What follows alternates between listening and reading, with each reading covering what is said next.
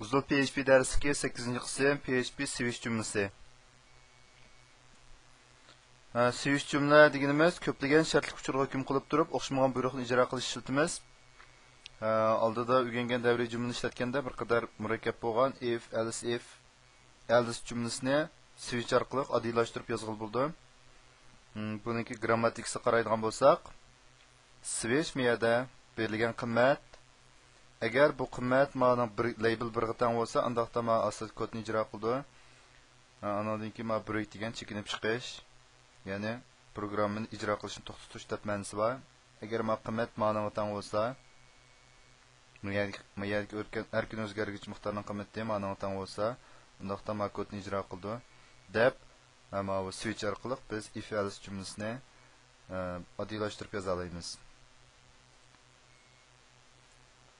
Əmli misal qaraydigan bo'lsak, masalan, bu jumlada bu bir switchninki oddiy buyruq jumlasi. Hozir x ga biz qimmat bermadik, lekin bu erkin o'zgargich miqdor qimmat berilmagan ekan, uning qimmati 0. Bundaqda bu yerda agar buning qimmati 1 bo'lsa, number 1 degan qimmatni ekranda ko'rsatib, agar 2 bo'lsa number 2 degan uchurni ekranda ko'rsatib, agar 1 dan 1 2 3 gacha bo'lgan oraliqda bo'lmasa, bu son buning teng bo'lmasa, andaqda bu 1 dan 3 gacha oraliqda son yo'q degan uchurni ko'rsatmasida bu programmani biz ijro qilsak, haqiqatan oxirgi uchurni ijro qildi. Anki men buningga x dan 2 degan qimmatni bersam, bu yerda x ning qimmati 2 ga teng bo'ldi. Demak, case 2 deganimiz program ijro bo'lib mayaga keldi. Mayaga ijro bo'lgandan keyin 2 ga teng bo'lsa, undaqda ma'no astin qismidagi mayani ijro qildi.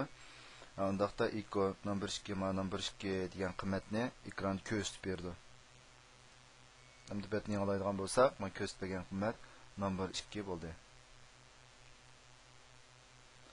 Ankin switch jumlasidan əmli misalni hozir ko'rib o'tdik. Uning xizmat prinsipi ifoda ko'pincha erkin o'zgargich miqdor deymiz.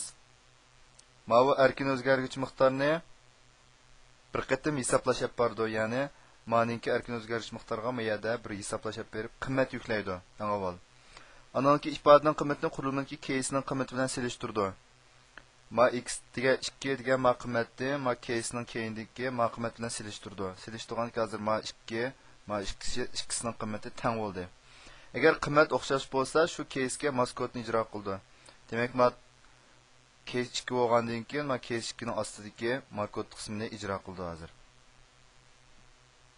Kod ijro bo'lgandan keyin break buyruq orqali chekinib chiqib, keyingi case'ni davomlashtirib ijro qildi. Hozir break chekinib chiqdi degan gap, men hozir shart ma'ni qanoatlantirgan bo'lg'achqa, keyindagi programmani yana qayta ijro qilib o'tmaydi demakchi. Anki case ning qimmati topilmasa, defaultni ijro qildi. Oldida x ning qimmatini biz zot bir shakl orqali chiqarib etsak, oxirida bu ko'rsatgan uchuri defaultniki uchurni ko'rsatib berdi bizga.